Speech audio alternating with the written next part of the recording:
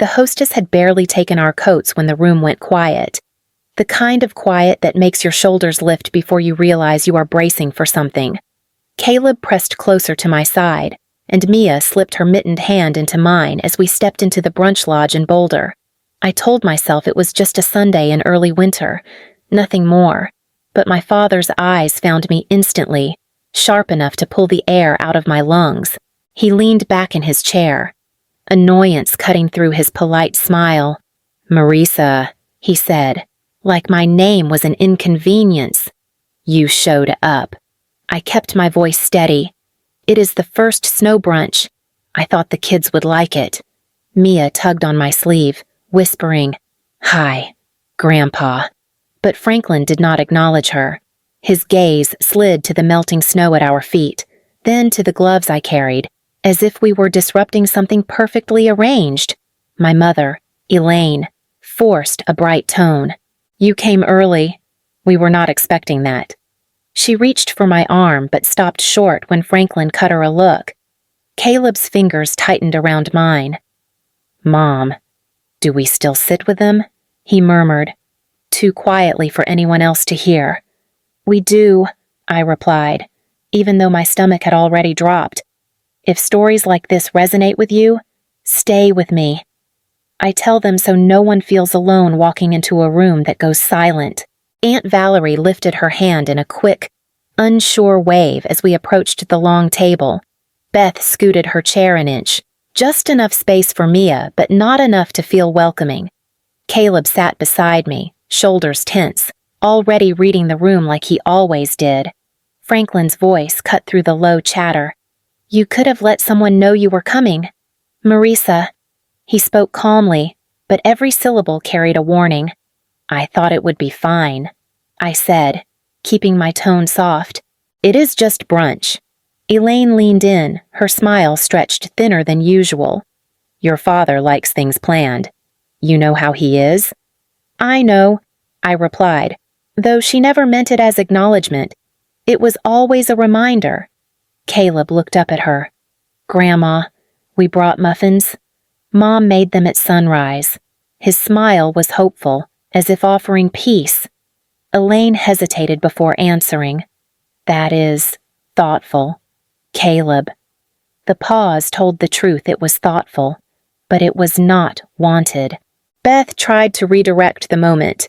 "So, Marisa, work still keeping you busy?" Her tone was polite, but her eyes flicked toward Franklin, waiting to see how he wanted the conversation to land. "I manage," I said. Franklin exhaled loudly, a familiar sign that he was already tired of my presence. Nick arrived late, brushing snow from his jacket before sitting across from me. He nodded, polite but distant, then looked toward Franklin as if waiting for permission to speak. "You came with both kids," he said. "Must have been a long morning." "It was fine," I answered. "They were excited." Franklin tapped his fingers on the table. "Excitement is not an excuse for chaos. There are gloves and scarves everywhere." Mia's small voice slipped out. "I can hold mine, Grandpa." He did not look at her. "They should have stayed in the car." Elaine's tone sharpened. "Franklin, they are children." He shot her a glare that shut the rest of her sentence down. Aunt Valerie tried gently. "Everyone is still getting settled. It is not a big deal." Franklin lifted his chin. "It is a matter of respect." Beth shifted uncomfortably, eyes darting between us. Caleb lowered his head, focusing hard on the napkin he was folding, as if precision might keep the peace a little longer. I kept my hands still on my lap. Every word from Franklin carried the same message he had sent my whole life. "You do not belong here, and you never will." Franklin lifted his water glass and tapped the side with his fork. A small, sharp sound meant for the entire table. The chatter softened instantly. Even Mia stopped swinging her feet. Caleb's hands stilled on the folded napkin. He looked directly at me, his expression too controlled. "Before we order," he said, "I want to address something." Elaine's breath caught. Beth straightened. Nick leaned back as if distance might protect him. I forced my voice steady. What is it? Franklin's smile tightened, the kind he used at office parties when pretending to like someone. This brunch was arranged for family, he said slowly. Family who were invited. The words prickled across my skin. We are family. He tilted his head, considering me like I had made a childish mistake. Then, loud enough for the next table to hear, he delivered it cleanly. Why did you come, Marisa? We did not plan for you. The room froze around us. Aunt Valerie's hand hovered over the syrup. Beth's chair creaked as she scooted back an inch. Even the server, Jenna, paused with a coffee pot in her hand. Mia whispered, "Mom." Her voice shook. Caleb looked between Franklin and me, bewildered. Did we do something wrong? I reached for his hand. No, you did nothing wrong. Franklin let out a soft, dismissive laugh. This is exactly what I mean. Every time. There is some scene, Nick muttered under his breath. Dad. Not here, but he did not say it loud enough to change anything. Elaine tried to interrupt. Franklin, that is enough. He ignored her. You should have stayed home. Marisa, it would have avoided all of this, all of what my voice cracked. We just walked in. His eyes moved to the melting snow at our feet. You bring disruption everywhere you go. Mia pressed into my side. Caleb's jaw trembled. I felt the weight of every year I had swallowed my words. And now the whole lodge had witnessed what my children had just seen for the first time, his cruelty when he wanted an audience. Caleb's voice broke the silence first. Mom, why is he talking like that? His hand tightened around mine, small but shaking. Franklin exhaled sharply, as if the sound of my son speaking inconvenienced him. Children should not interrupt adults, he said. It is part of the problem. The problem, I repeated. They have done nothing except sit here. Mia's eyes shimmered. We were being quiet. Grandpa. He did not bother to look at her. It is not about noise. It is about knowing your place. Elaine whispered urgently. Franklin, stop. But the damage had already settled over us like a heavy cloth. Caleb leaned closer to me, voice low. Mom, are we supposed to leave? I opened my mouth, but no sound came out.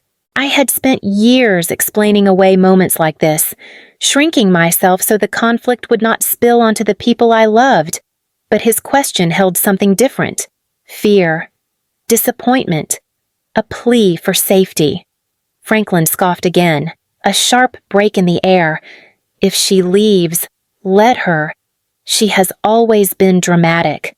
Caleb's eyes widened with hurt he did not know how to hide. Mom, he whispered. I do not want to stay if he is mad at you. Mia slid her hand into my coat pocket, hiding her face.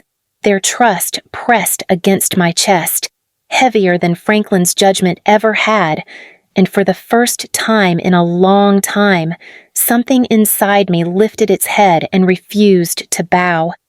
Caleb's question hovered in the air, fragile but firm.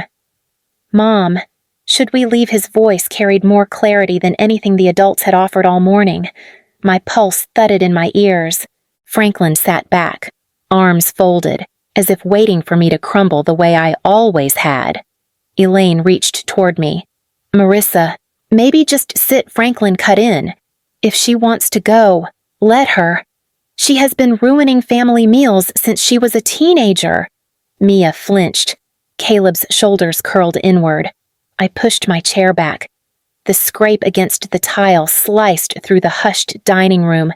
Heads turned. Conversations paused mid-sentence. We are leaving, I said.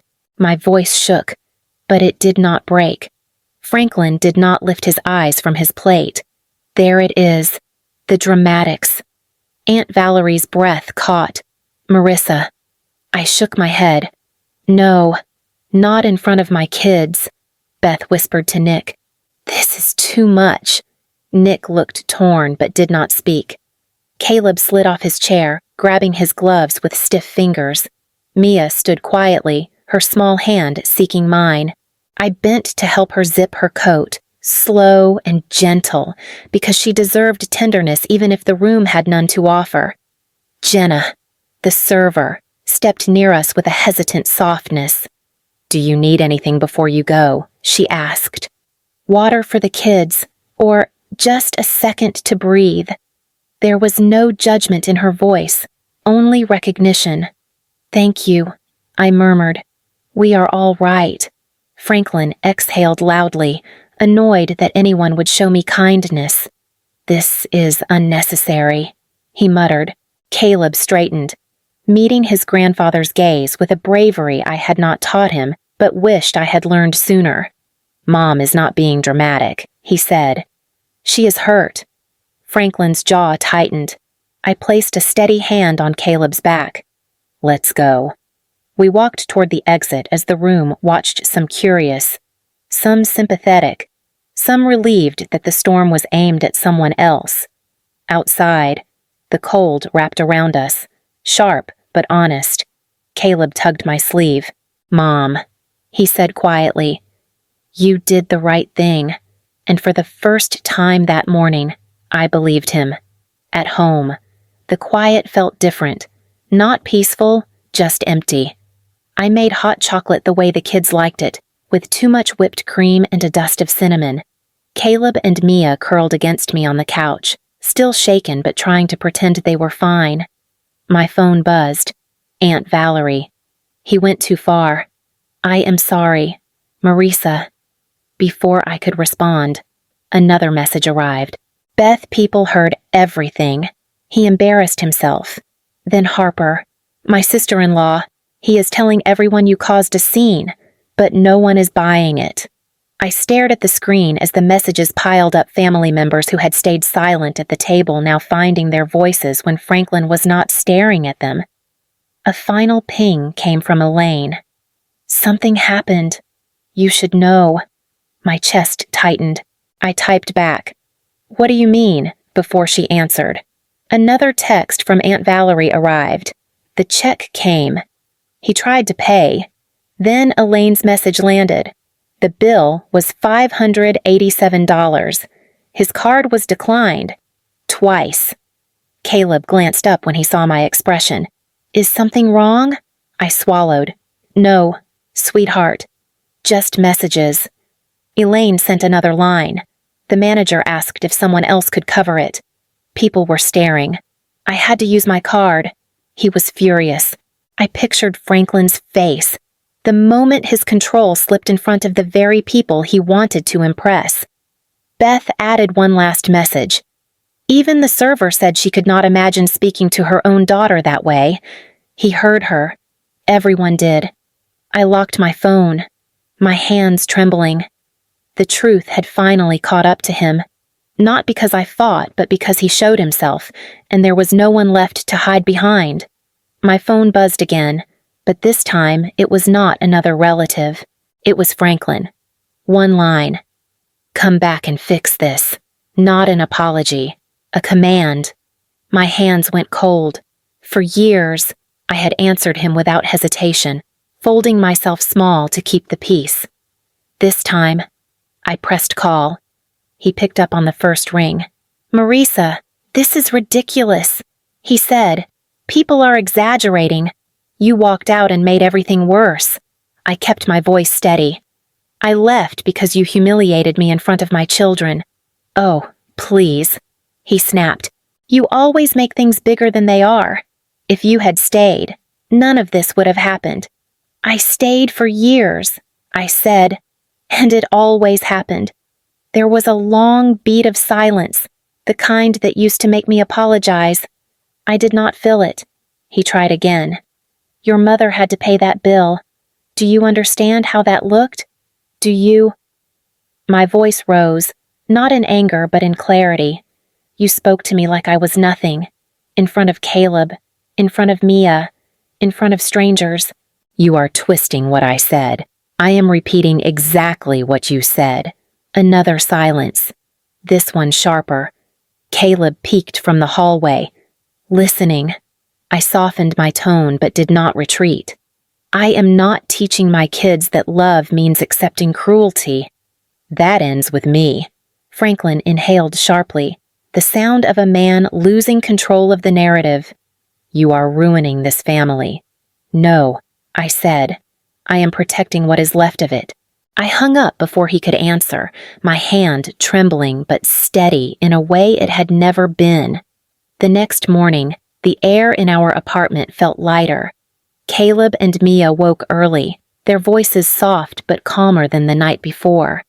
I made pancakes while they argued over who got the bigger one, their laughter breaking through the weight that had settled around us. My phone buzzed on the counter. It was Elaine. I am sorry I said nothing. I should have spoken up. I want to try again. Just you and me. No, Franklin. I stared at the message, surprised by the tremble in my chest. For so long, her silence had been another version of his voice. But this was the first step she had ever taken toward me. Caleb wandered in, rubbing his eyes.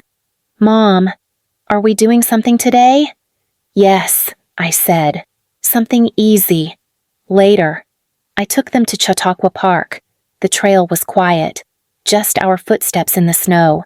Mia ran ahead, giggling when Caleb pretended to chase her. I watched them, letting the cold sting my lungs, letting it clear the remnants of yesterday. Another message came from Elaine. Whenever you are ready. I mean that, I typed back. One step at a time. Caleb reached for my hand. Mom, he said. Today feels better. It does, I told him. And this time, I did not have to pretend. That night, after the kids fell asleep, I sat by the window with a blanket around my shoulders. The street outside was quiet, flakes of new snow drifting under the porch lights. Caleb padded out of his room, half awake, and leaned against me. Are we going back there? He mumbled. No, I said softly. Not unless people learn how to treat us right. He nodded, trusting me completely. Good. I like it better when you are not sad. His words steadied something inside me. I brushed his hair back. I like it better too.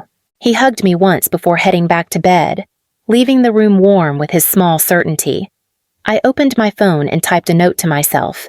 A promise. This is where the pattern ends. My kids will grow up unafraid. If stories like this help you find your voice too, stay with me. I am not done telling them.